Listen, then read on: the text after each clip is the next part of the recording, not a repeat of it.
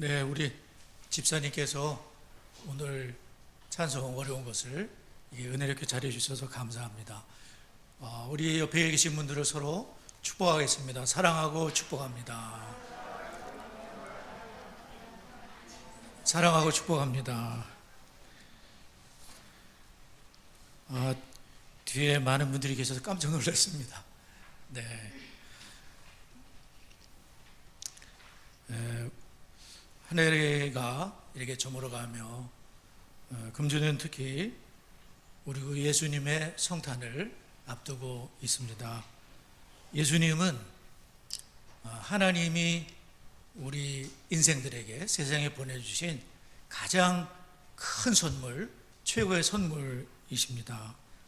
요한복음 3장 16절에 하나님이 세상을 이처럼 사랑하사 독생자를 주셨으니 이는 저를 믿는 자마다 멸망하지 않고 영생을 얻게 하려 하심이라, 이렇게 말씀하시죠. 그래서 예수님은 하나님이 우리에게 주신 최고의 선물이신 것을 우리가 알길 바랍니다.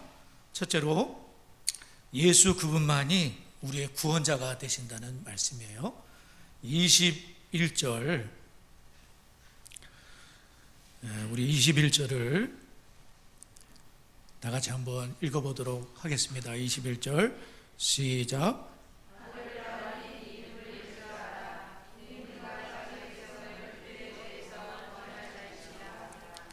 네, 오늘은 제가 마스크를 쓰겠습니다. 아들을 낳으니 이름을 예수라 하라. 이는 그가 자기 백성을 그들의 죄에서 구원할 자이심이라. 아들의 이름 예수, 그 예수님의 이름은 가브리엘 천사를 통해서 처녀 마리아에게 말씀하신 이름입니다. 그래서 처녀 마리아에게 보라, 내가 잉태하여 아들을 낳으리니 이름을 예수라 하라. 요셉에게도 똑같이 말씀을 하셨는데요. 예수라 하라.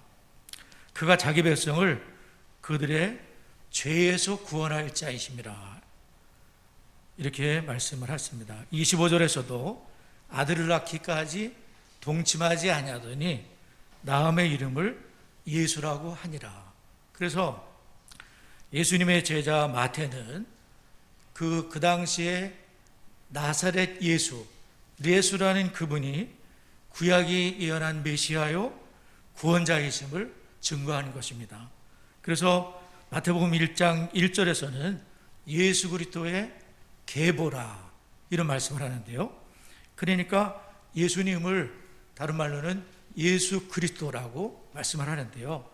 혹은 그리스도 예수라고 말을 하는데, 예수님의 이 이름은 그 예수님만이 구원자가 된다는 변증과 교리를 말씀할 때 주로 서신서에서 그렇게 말씀을 하고 있습니다. 그래서 나사렛 예수님이야말로 구약의 예언에 따라 오신 왕이시요 구원자 메시아라는 초대교회 신앙 고백을 담은 명칭이라고 볼 수가 있겠습니다.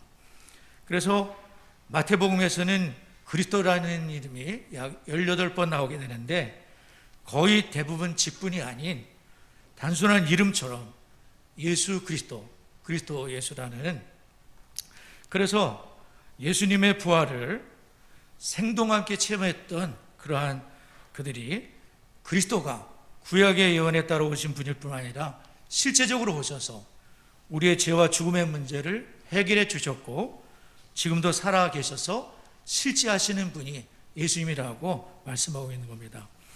그래서 복음성가 중에도 슬픈 마음이 있는 자, 몸과 영혼 병든 자 누구든지 부르시오, 예수 이름 부르시오, 그 이름을 믿는 자, 그 이름을 부르는 자, 그가 어떤 사람이든 그는 구원을 얻는다. 그래서 성경에 기록된 나사렛 사람 예수, 아브라함과 다윗의 자손으로 오신 그 예수님 그분만이 나의 구원자, 우리의 구원자, 나의 죄를 씻는 유일한 분, 지금도 살아서 역사하시는 그러한 예수이신 것을 믿으시기를 바랍니다. 96장에 보면 예수님은 누구신가 그 찬송이 있잖아요. 그래서 그 찬송은 그 민노아라는 선교사님이 지으신 찬송인데, 그분이 이 땅에 1892년도에 낯선 한국 땅에 도착해서 이제 자녀가 없어 고민하였었는데, 그들에게 6년 만에 첫 아들이 태어났는데요, 8개월 뒤에 첫 아들이 세상을 떠나게 되었습니다. 아들의 시신을 양화주에 묻고 3년 뒤에 아픔이 아물어갈 때쯤 둘째 아이가 생겼는데, 또 10달을 배에 품고 기다렸는데 그 둘째 아들이 태어나서 또 하루 만에 세상을 떠나는 일, 또 그 부인이 사모님이 충격을 받으시고 1년 만에 이렇게 세상을 떠나는 그런 일이 있었는데요. 그러니까 사람들이 그 선교사님에게 뭐라 하냐면은 예수라는 분이 도대체 누구이기에 당신을 이렇게 힘들게 하느냐. 그랬을 때 그 선교사님이 대답을 하는 대신에 찬송가를 이렇게 불러준 겁니다. 그래서 예수님은 누구시냐면 우는 자의 위로가 되시며 없는 자의 풍성이시고 천한 자의 높음과 갇힌 자의 노임되고 우리의 기쁨이 되시고, 참된 그리스도인들은 바로 이 예수님이야말로 참된 구원자, 나를 구원하시고 내 죄를 씻는 유일한 분 예수 그리스도인 것을 믿으라고 마태는 28장에 걸쳐서 내가 제자로 예수님과 살았는데 그 나사렛 예수라는 그분이 진짜 구약에서 예언했던 메시아가 맞다, 이분을 믿게 되면 우리의 모든 죄를 씻게 되고 하나님의 자녀가 되고 천국에, 오늘 우리 전민정 집사님이 거룩한 성을 잘 불러주셨는데 그 거룩한 성, 하나님이 계신 예루살렘, 하나님이 계신 천국에 가는 축복을 베풀어 주시는 줄 믿습니다.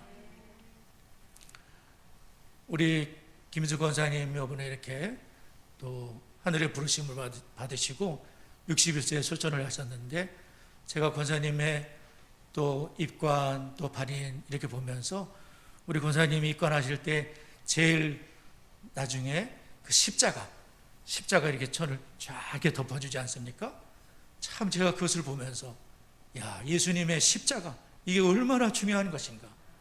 예수님의 십자가로 나의 죄를 씻으신 예수님, 그리고 죽어도 사는 그 은혜, 그래서 예수님의 십자가가 얼마나 큰 축복인가, 그런 생각을 하게 됐습니다. 그래서 예수 안에 죽는 사람들은 죽어도 복이 있는 죽음이다. 예수 바깥에 죽으면 소망이 없지만 예수님 안에서 우리가 죽게 되면 나중에 천국에서 다 영광의 주님을 다 만나고 먼저 가신 우리 성도님들을 만나게 되고 그렇게 될 줄을 믿습니다. 두 번째로 그의 이름은 임마누엘이라. 23절, 우리 23절을 다 같이 한번 읽어보도록 하겠습니다. 23절 시작. 보라, 처녀가 잉태하여 아들을 낳을 것이요 그의 이름을 임마누엘이라 하리라. 처녀가 잉태하여 아들을 낳을 것이요 그 이름을 임마누엘이라 하리라. 이사야 7장 14절의 말씀인데요, 예수님이 탄생하시기 700년 전에 처녀가 잉태하여 아들을 낳게 되는 일이 있는데, 그분이 바로 메시아라고, 그분이 바로 임마누엘, 하나님이 우리와 함께 하시는 분이라고 이렇게 예언을 해놨어요. 그런데 이 말씀이 나사렛 예수라는 그분에게 그대로 성취되었다는 것을 말해요. 이 처녀는 누구를 말하냐면 마리아가 아닙니까? 마리아는 아직 정원 상태, 1년 동안 정원 상태에서 남자를 알지 못했지만은 성령으로, 하나님의 그 능력으로, 하나님의 기적으로 처녀인데 잉태하는 기적인 거예요. 그러니까 예수님은 남자를 통해 잉태되신 것이 아니라 처녀의 몸에서 성령의 기적으로 예수님은 죄 없는 몸으로 잉태되시고, 그리고 아기로 태어나셨는데 그분이 바로 하나님이신 분, 우리를 구원하러 오신 유일한 구원자, 하나님이 계신 것을 믿으라는 말씀이죠. 그래서 그 요셉은 그 마리아가 임신이 됐다는 소식에 너무나 충격을 받고 남편으로 종연된 요셉은 어떻게 고민을 하는데 하나님께서 이 가만히 끊고자 하는 그 요셉에게 네 아내 마리아 데려오기를 무서워하지 말아라. 그에게 잉태자는 성령으로 된 것이라 이렇게 말씀을 한 거죠. 마리아는 천사 가브리엘을 통해서 네가 임신을 하게 될 거다, 그런 얘기를 들었을 때 어떻게 최종적으로 반응을 하냐면 누가복음 1장 38절에 마리아가 이르되 주의 여정이오니 말씀대로 내게 이루어지이다 하매 천사가 떠나가니라. 마리아는 자신이 처녀로 그 잉태를 하게 되면 남편 그 딸은 요셉에게 그런 많은 어려움이 있겠지만은, 그러나 도려맞아 죽을 수 있는 그런 상황이지만 이 마리아는 그것을 다 받아들이고 주의 여정이오니 주의 말씀대로 제게 이루어지이다 하고 예수님을 잉태하시고 그리고 때가 되어 출산을 하고 그러한 일이 있었던 것이에요. 그래서 하나님께서는 이 마리아에게 누가복음 1장 28절에 보면 그에게 들어가 이르되 은혜를 받은 자여 평안할지어다 주께서 너와 함께 하시도다 하니 천사가 이르되 마리아여 무수하지 말아라 네가 하나님께 은혜를 입었느니라. 대저 하나님의 모든 말씀은 능치 못하심이 없느니라. 그렇습니다. 이 마리아는 하나님이 모든 것을 책임지실 것을 믿고 그 하나님이 주신 십자가를 받아들이고 그리고 폐가 이렇게 부르면서 정말 어려움이 닥칠 수 있지만 그것을 받아들인 거예요. 그래서 예수님은 임마누엘로 오신 줄 믿습니다. 예수님은 어렸을 때는 어디서 사셨냐면은 나사렛이라는 곳에서 사셨는데요. 어린 시절 예수님은 예루살렘 주변이 아니라 예루살렘에서 북쪽으로 90km 떨어져 있는 그러한 나사렛이라는 곳에서 사셨어요. 그런데 그 나사렛은 비워가지 못한 모래의 땅이고 주위의 산들로 인해서 경제적으로 참 빈약하고 멸시당하는 곳이고 갈릴리 사람조차도 나사렛 사람 그러면 경멸을 하고 나사렛 예수라고 예수님은 놀림을 받으시면서 그렇게 예수님은 하나님이신 그분이 아주 비천한 그런 동네에 나사렛 사람 참 별 볼 일 없는 그러한 사람이라는 비난을 받으시면서 예수님이 그렇게 자라신 거예요. 그리고 예수님이 30살 되셨을 때 공생애 시작하시고 33살에 우리의 모든 죄를 짊어지고 십자가에 죽으신 거죠. 예수님 혼자 우리의 모든 죄를 다 짊어지고 십자가에 죽으시고 3일 만에 부활하심으로 예수님이 진짜 하나님의 아들로 증명되시고 그렇게 되신 줄을 믿습니다. 그래서 예수님은 이렇게 성경에 예언한 임마누엘, 하나님 우리와 함께 하시다, 그러한 예수님. 그래서 여러분 마태, 마가, 누가, 요한 복음을 사복음서인데요. 마태, 마가, 누가, 요한 한번 따라해 보실까요? 마태, 마가, 누가, 요한. 그리고 사도행전이 있는데요. 이거를 어느 목사님이 역사서라고 이렇게 분류를 했거든요.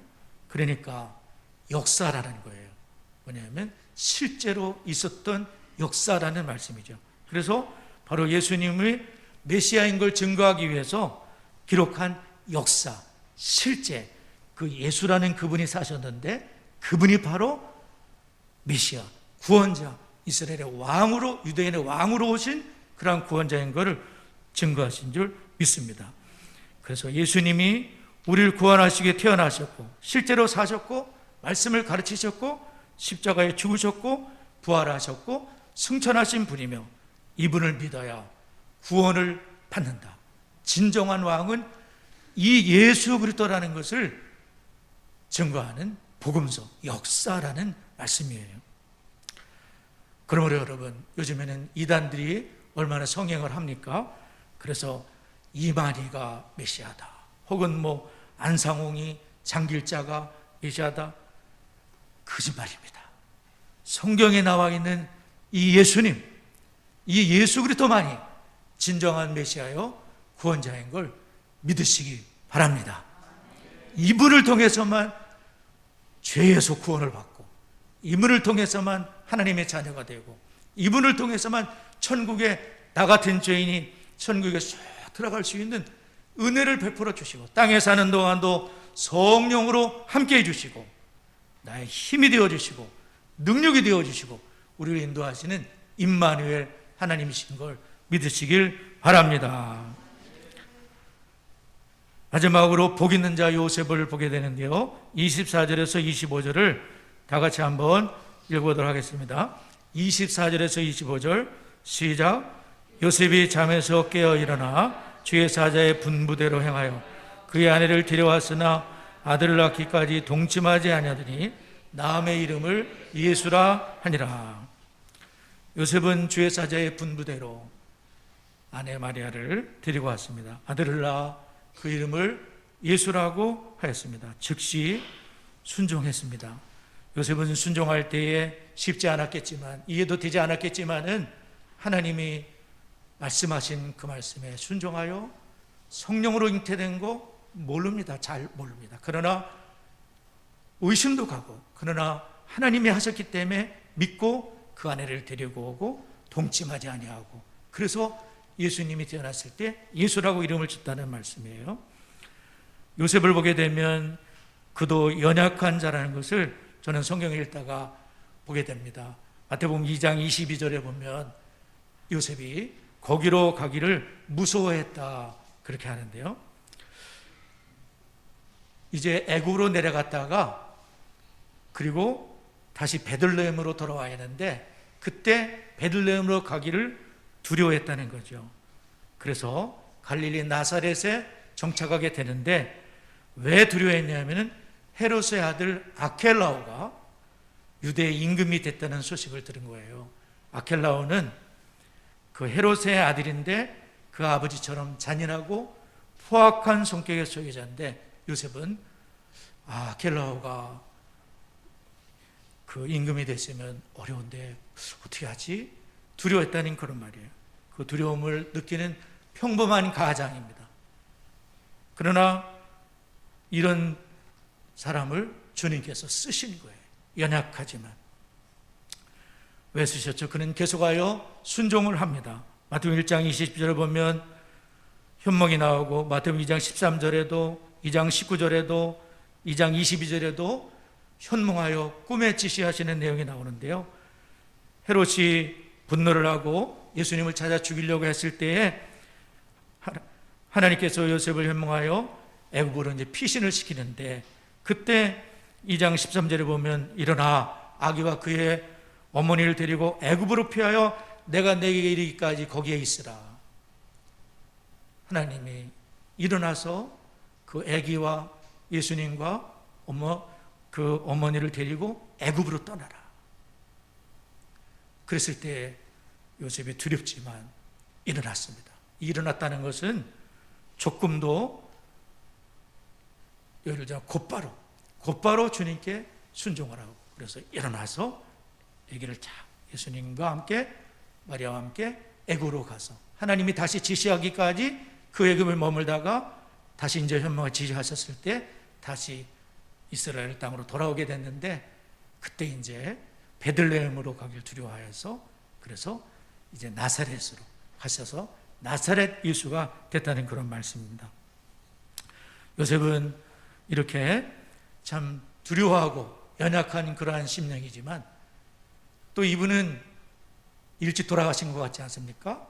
마리아는 오래 살았지만 요셉은 일찍 소천하였습니다. 근데 슬퍼니 성경에서는 잘 나오지 않죠.